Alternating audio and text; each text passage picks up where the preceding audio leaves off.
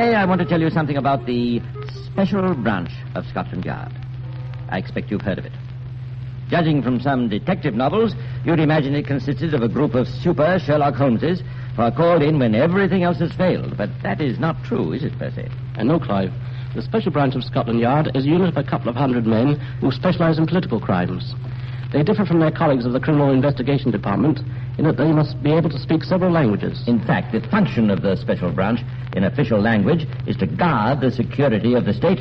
Or, as the boys themselves put it, to clear up political nuisances. So today, a Special Branch man may find himself guarding the King or the Prime Minister, probing the antecedents of political refugee who seeks the protection of British nationality, tracking down the perpetrators of a bomb outrage, or sauntering among the guests at a royal garden party.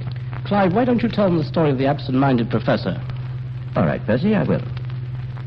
It's a story which shows the far-reaching significance of political crime and how, wherever an international conspiracy may start, sooner or later its tentacles will come within the reach of the long arm of the Special Branch of Scotland Yard.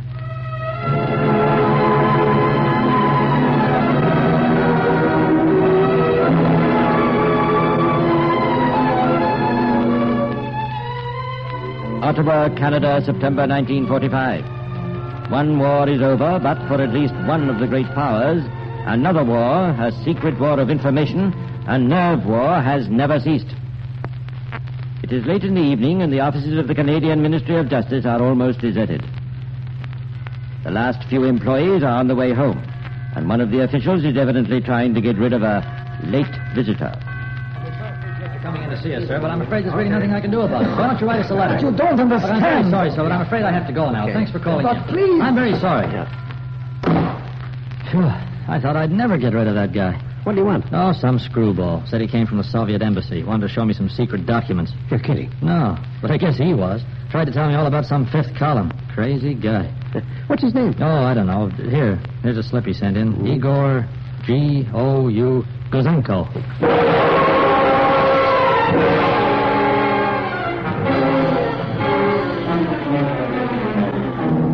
Igor Gouzenko, 25-year-old Cipher clerk, employed in the code room of the military section of the Soviet embassy in Ottawa. Igor Gouzenko, a man whose story was to shock the world, a man whose information was to bring to justice traitors of three nations who had endeavored to betray the Allies' greatest secret, the atom bomb.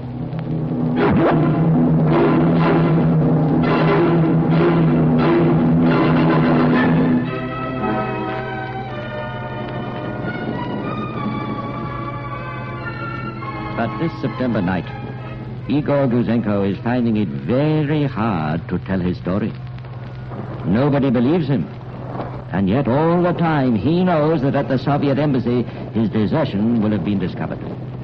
Already his one-time colleagues will be moving into action against him. What can he do? To whom can he turn?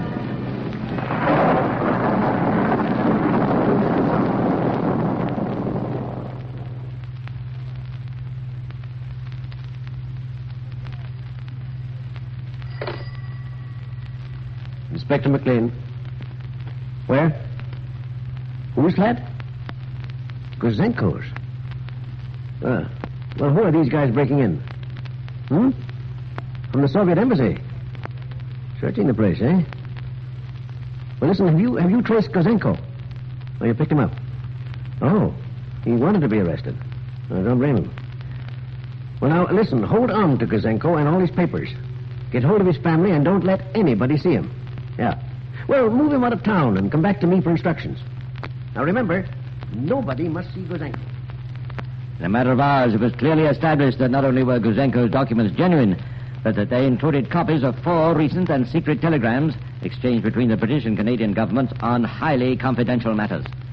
And realizing the complete freedom which exists in Canada, and convinced that the Communist Party in democratic countries has changed long ago from a political party into an agency net for the Soviet government, a fifth column in these countries to meet a war, I decided that I could no longer serve my government, but must at last speak the truth. The Canadian police authorities found in Gouzenko's documents a fascinating story of how, in secret code, the Soviet military attaché in Ottawa had given information and received instructions from Moscow. Message to Zabotin, Ottawa. Your immediate objectives are 1. The atomic bomb, its composition and technological processes. 2. A sample of uranium-235. 3. The library and secret documents of the National Research Council. 4. Latest developments of electronic fuses for shells, radar, and a super explosive known as RDX. Zabotin to Moscow. Facts are given by Alec. 1. The test of the atomic bomb was conducted in New Mexico. The bomb dropped on Japan was made of uranium-235. 2. Alec handed over to us a sample of uranium-235. 3. Alec has also reported brief data concerning electronic shells. There is in the shell a small radio transmitter with one electronic tube, and it is fed by dry batteries. The body of the shell is the antenna. Moscow to Sabota. Work out and telegraph arrangements for the meeting and password of Alec with our man in London. Sabota to Moscow. Alec will work in King's College, Strand. Meetings October 7, 17, 27 on the street in front of the British Museum. The time 11 o'clock in the evening. Identification sign, a newspaper under the left arm. Password, best regards to Makel. But even Moscow realized that their boys in Britain might have rather a busy evening identifying Alec from the number of Londoners with newspapers under their arms in Museum Street at 11 o'clock in the evening. They replied, Arrangements not satisfactory. Correction. Facing British Museum. Intersection Great Russell Street, Museum Street. Time, 8 o'clock, October 7, 17th, 27. Identification signs. Alec will have under his left arm the newspaper Times. The contact man will have in his left hand the magazine Picture Post. Convey instructions to Alec. Convey instructions to Alec. Who was Alec? The Canadian police authorities at once placed the facts of this alarming leakage of atomic secrets before Prime Minister Mackenzie King. Realizing the grave implications of the plot, Mr. King hastened to Washington to acquaint President Truman with the situation. 4 days later, the Canadian Prime Minister crossed the Atlantic and repeated the story to British Premier Mr. Clement Attlee. Officials of British military intelligence were called to Downing Street. The investigation was entrusted to Lieutenant Colonel Leonard Burt. Burt, a pre-war yard chief, was seconded to the War Office at the beginning of the war for anti-sabotage work. Incidentally, today he's back at the yard in command of the Special Branch. The Colonel's immediate and priority mission was to identify Alec. Well, I don't expect we shall have much trouble finding out who Alec is. Our main problem is going to be to get him, to find out how much he knows, and, even more important, how much he has told. Yes, sir. Now, let's have a look at those cables again. Here we are. Alec will work in King's College, Strand. Give him the phone directory. Here we are, sir. Thank you. Okay.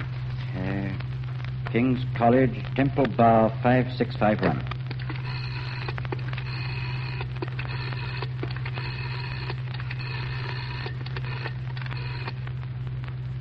Well, hello, King's College. Put me through to the principal's office, will you? Thank you. Hello. This is Lieutenant Colonel Burt of the War Office. I wonder if you could help me. It's just a routine inquiry. I want to know whether you have on your staff at the moment a physicist who has recently worked in Canada. Yes, that's right. Oh, up to a few months ago? You have? Oh, good. I see, yes. Yes, that's right. He went with a research group on a project in Montreal, and he's just come back to London. Good. Now, what's his name? Dr. Nun May. Thank you, that'll be all. Oh, sounds like our man. And October the 7th looks like our day, sir. 4 days from now, we'll have to get busy. As October the 7th approached, a number of well-built but unobtrusive men began renting rooms in Museum Street. Rooms with first-floor windows which looked out onto the forecourt of the British Museum. In this and many other ways, known only to MI5 and the Special Branch, every inch of the place of rendezvous was covered by one or two observers.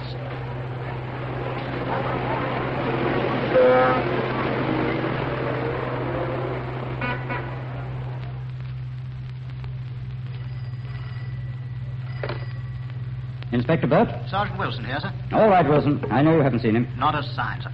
That's not surprising. I've just had a report from the man who shadowed him from King's College. He left there at 6:30, went straight home, had supper, and according to his last call, he's now sitting in front of the fire, doing guess what? Search me, sir. Playing patience. Playing patience. And if anybody knows how to play patience, it's the men of the Special Branch. On October the 7th, they drew a blank, but they still had 2 more chances. Dr. Nunn May was shadowed constantly, but always unobtrusively. On October the 17th and again on the 27th, the watchers by the British Museum kept their vigil. But Dr. Nunn May did not keep his appointment. It's no use, Wilson. He must have been warned. Do you think he's suspicious, sir? Oh, he may know he's being watched, but I don't think so. Not yet, anyway. What do you mean, not yet, sir? I think it's about time Dr. Nunn May and I had a little talk. I'm going round to King's College. How do you do, Professor? My name is Burt, Inspector Burt of Military Intelligence. How do you do? Military intelligence, did you say? That's right. I don't want to waste your time, Professor, so I'll come straight to the point. Are you aware that there's been a leakage of confidential information in Canada relating to atomic energy? Really, Inspector? I don't know what to say.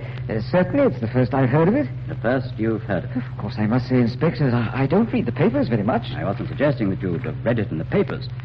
I was wondering whether you'd had some first-hand knowledge. What do you mean, Inspector? Just this. I want you to answer 1 or 2 questions for me.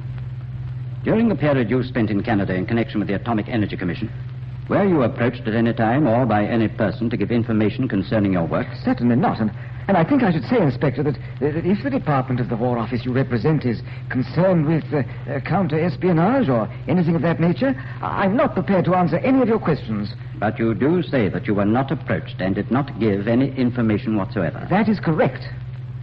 Inspector Burt sensed that despite his answers and his bold front, the little professor was rather worried. When the Special Branch finds that a suspect is worried, they usually proceed to worry him just a little more. All right, Wilson. There are your instructions starting tomorrow. I want the men in Stafford Street and everybody who's covering Nunn May to change their technique. So far, their aim has been to be as unobtrusive as possible. From tomorrow, I want Dr. Nunn May to know that he's being watched.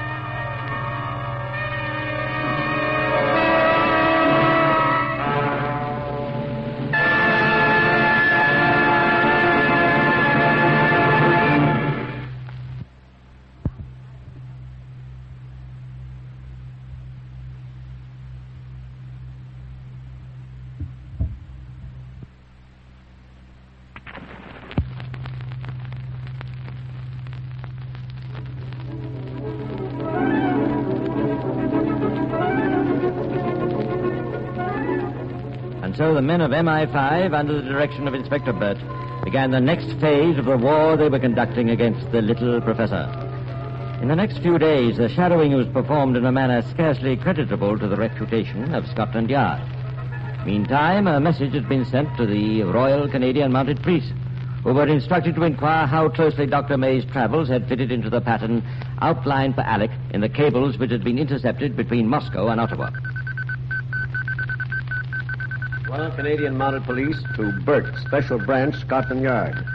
Information supplied by Dr. John Douglas Cockcroft, Chief of the Atomic Energy Project at Montreal, shows Dr. May made several trips to the nuclear research laboratories of the Manhattan Project at Chicago, coinciding entirely with the reports from Alec.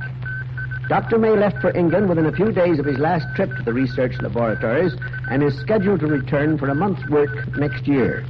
Everything checks up with the information in our possession concerning Alec. And the signal goes on to say that no other scientist has followed the same schedule or is planning to return next year. Yes, everything fits.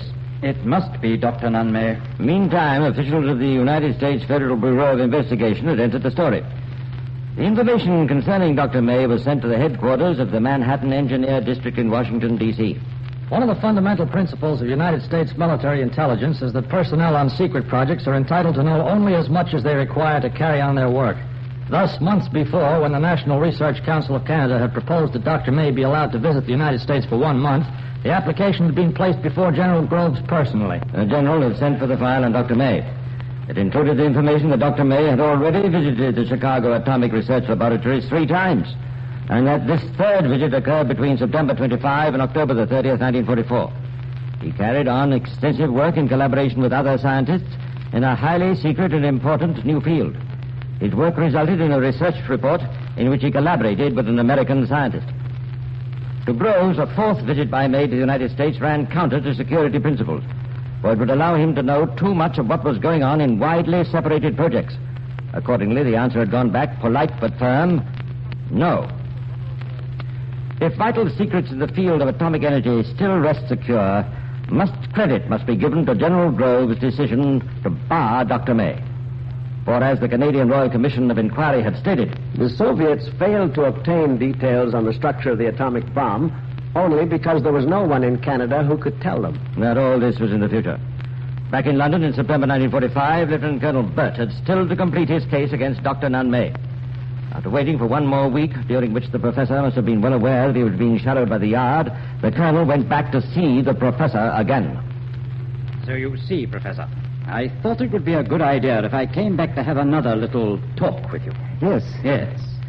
You see, I wanted to tell you that we know that you had an appointment to meet someone in the vicinity of the British Museum shortly after your return from Canada. Well? Who was that person? And why didn't you keep the appointment? Yes, you're quite right. I didn't keep the appointment. And who was the person? When I came back to London, I decided to wash my hands of the whole business. What business? The matter this person was going to see me about. It's no use, Professor. You see, we know too much. I tell you, I have nothing more to say. I think you will have something more to say. And I am quite prepared to wait until you are ready to say it. I absolutely refuse. If you think you can persuade me into making some sort of statement... Inspector Burt didn't think. He knew. He realized that a man like Dr. Nunn May, conscious of the fact he was being followed, nervous and frightened, would in the end have to come clean. Well, Dr. Nunn May didn't tell the whole truth, but at least he started to tell part of the truth, and at the end of this interview, he gave a long statement. About a year ago, whilst in Canada, I was contacted by an individual whose identity I declined to divulge.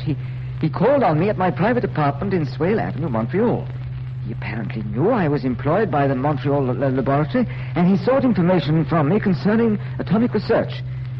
I gave and had given very careful consideration to correctness of making sure that development of atomic energy was not confined to the USA.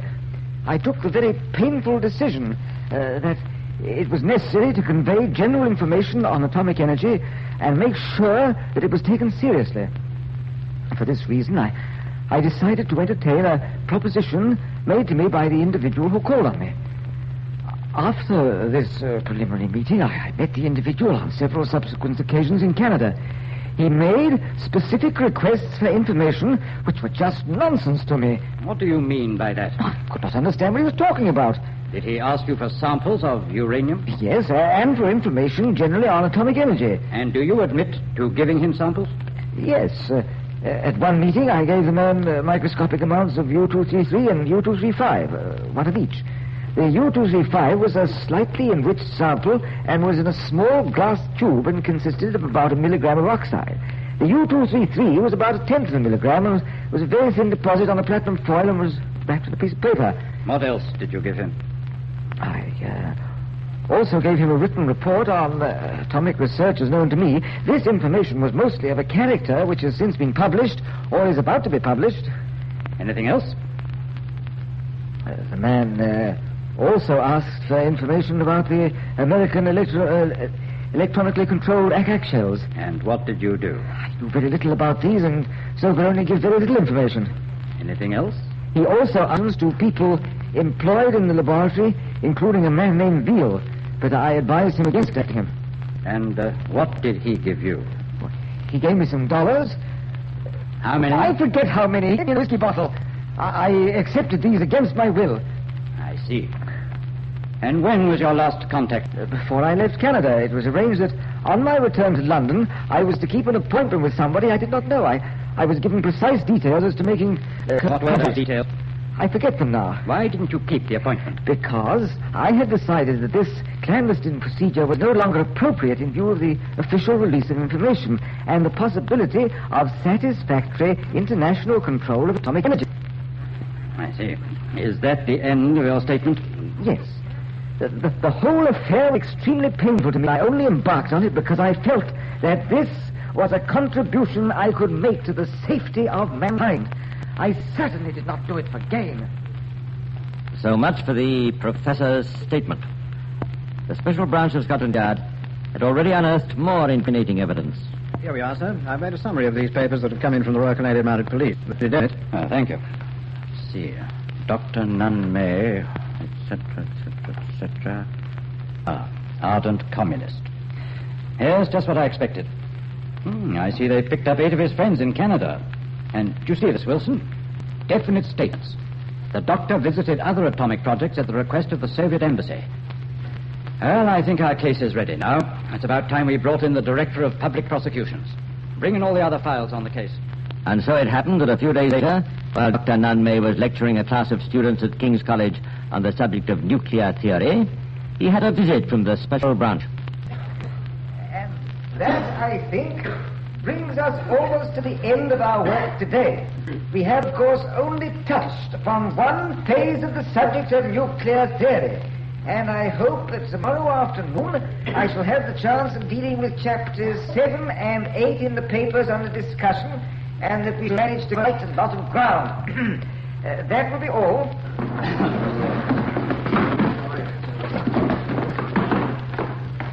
Excuse me, just one moment, please. Yes, what is it? You are Dr. Nunn May. Yes? I have a warrant for your arrest. I must warn you. Yes, I was expecting something like this. If you'll just follow me. And so Dr. Nunn May was not able to continue his lecture the following day, for he had a pressing appointment at Bow Street, where the following morning he was formally charged with having for a purpose prejudicial to the safety and interests of the state communicated to some persons unknown certain information calculated to be directly or indirectly useful to an enemy, contrary to the Official Secrets Act of 1911.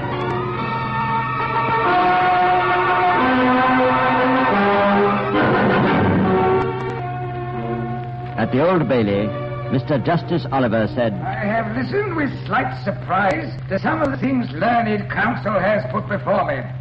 The picture of you as a man of honor who had only done what you believed to be right. I do not take that view at all. How any man in your position could have had the crass conceit, let alone the wickedness, to arrogate to himself the decision of a matter of this sort, where you yourself had given your written understanding not to do it, and knew it was one of the country's most precious secrets, when you yourself had drawn and were drawing pay for years to keep your bargain with your country.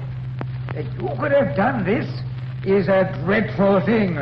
I think that you acted not as an honorable man, but as a dishonorable man. I think that you acted with degradation.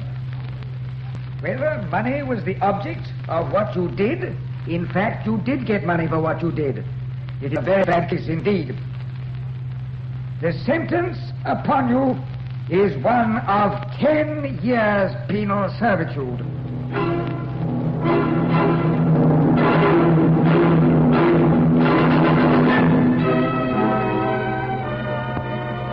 Well, that isn't quite the end of the story, because after the trial, there were many protests that the sentence was out of all proportion to the magnitude of the offense committed. The Association of Scientific Workers issued a statement in which they declared, We do not seek to justify Dr. May's breach of the Official Secrets Act, but we are convinced from our knowledge of Dr. May that his action was determined only by the principle that fundamental scientific data should have been shared with a country that was not only friendly, but a fighting ally. The only work in which Dr. May was engaged, and on which he could have been in a position to give unauthorized information, concerned fundamental scientific data relating to atomic energy. Dr. May had no connection whatever with problems of the construction of the atomic bomb, and could not have been able to reveal information on atomic bomb manufacture. What about that, Percy? Oh, and by the way, I was going to ask you, why do you call this the case of the absent-minded professor? Because, Clive, while the professor may have been internationally minded about the secrets of atomic energy, you must remember he also gave away the secrets of electronic shells. You've got something there, Percy. But you know what these absent-minded professors are? Which reminds me of a story. Time's up, Clive. Yes, I'm afraid it is. But I have to leave it until next week. Well, that's all for today. This is Clive Brooks.